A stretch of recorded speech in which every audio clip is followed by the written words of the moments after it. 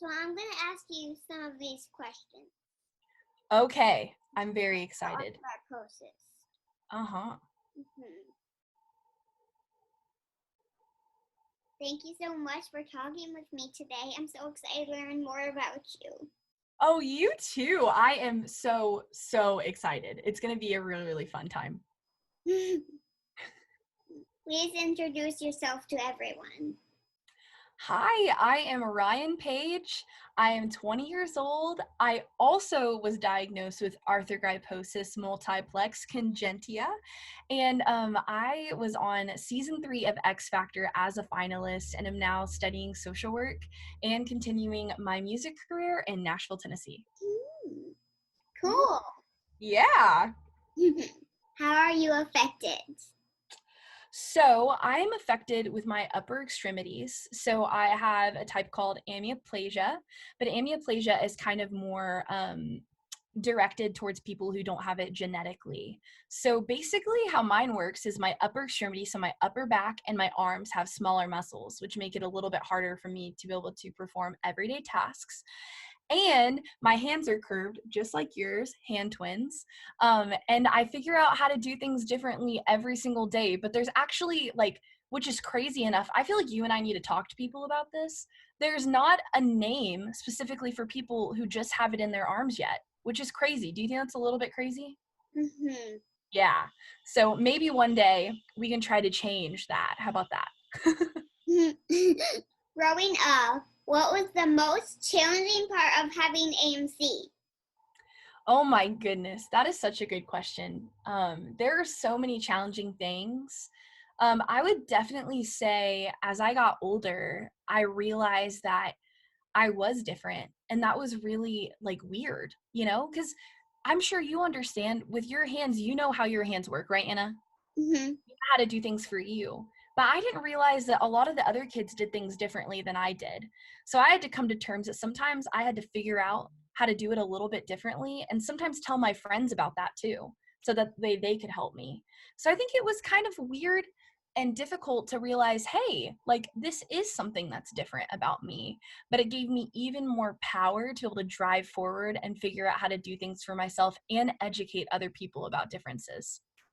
Looking back, what were some of the best or most rewarding parts of having AMC? Oh my goodness.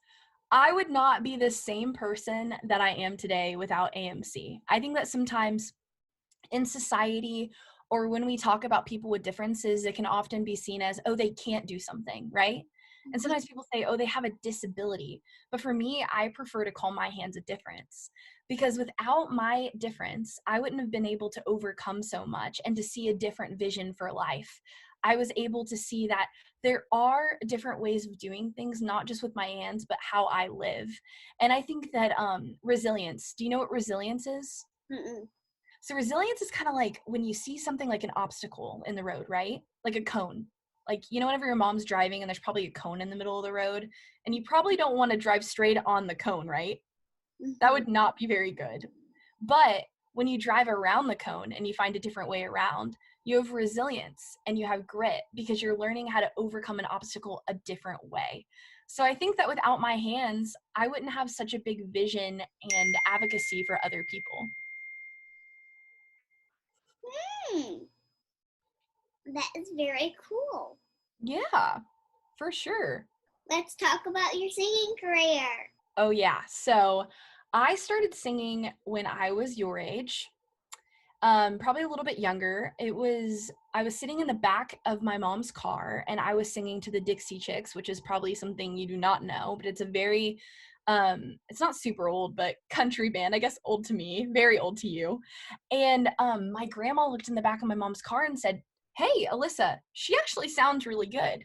So then ever since then, when I was in elementary school, my mom said, "Hey, if you have good grades, I'll take you to go sing karaoke on Friday nights."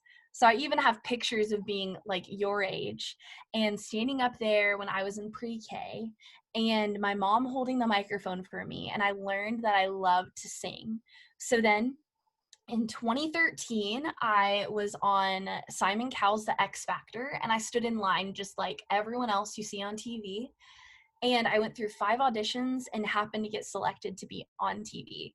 And it was such an amazing journey, even being 13 years old and experiencing that, because I was able to shine light on people with differences on a national platform.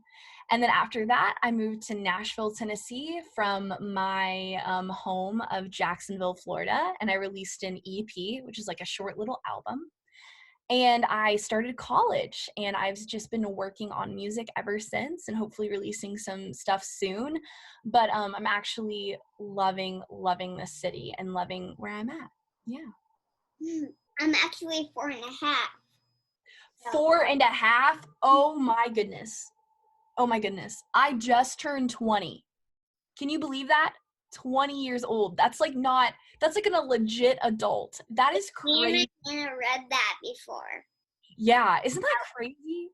I promise you're going to blink and you're going to open your eyes and you're going to say, when did that happen? It is so, so crazy. Yeah. We looked some of your singing videos up when I was snug in bed sitting up with my Nana. That is so fun. I love that. What are you doing now? Now in life, I am writing songwriting, which is like my favorite thing to do. And obviously all of our worlds have been kind of put upside down with this whole COVID-19 thing, having to stay inside.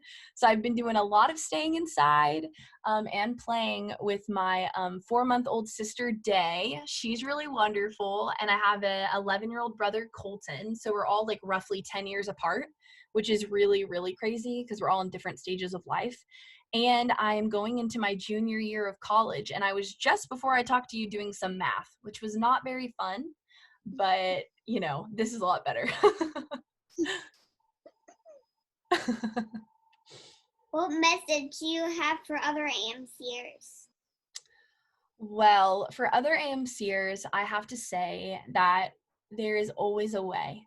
There is always a way to do that new task. There is always a way to dream bigger, that there's always a way to figure out how to adapt to the world around you. Like for me, I didn't know that I was going to be able to drive. And then when I was 17, I found the perfect car that allowed me to drive. And yes, it took me a little bit more time, but like I said, I dreamed up a way and I asked questions, and it's going to be hard sometimes to have to figure out how to do things a different way because it's not put out for you like everyone else has, But I'm telling you, it's so worth it when you find the way that works for you in order to show others how to do things too. What message do you have for viewers not affected by AMC? For viewers not affected by AMC, I have to say that it's really important to educate yourself with people with differences. I mean, words matter. Words always, always matter. So I think it's important to know that your friends that have differences are not the only person that can speak for the entire different community or disabled community. That you have to be able to find like multiple sources and talk to people about different experiences because every single person has a different experience with their difference, right?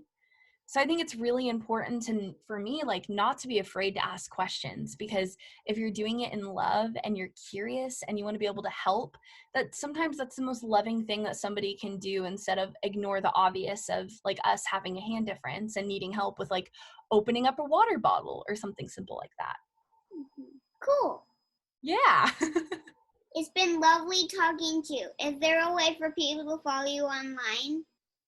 Yes, I am on Instagram at Rion Paige. So that's OHRION PAIGE. I'm on Facebook as Rion Paige, Twitter as Miss Rion Paige, and I'm also on iTunes and all of your awesome streaming devices for music. And yeah, that's how you can find me. Thank you so much for your time. Thank you so much, Anna. And I have to say, you're a professional interviewer, like A+ skills, girl. A+. Thank you. You're welcome. And I also wanted to ask you if you could sing a song with me. I would love to sing a song with you. What kind of songs do you like? So every day Me and my Nana listened to our thankful song. A thankful song. Ooh, Yeah. I have to hear this. And it's called Oceans by Hillsong United. Yes, I love that song. Mm-hmm. You know it? I do know it. Then you must have heard it before. I have heard it before, yeah. Crazy enough, I got my minor in college in worship music.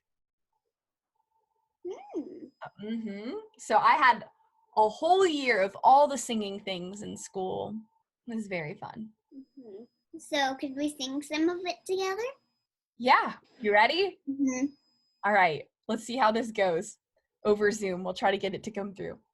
You called me out upon the water, the great unknown, with feet made firm.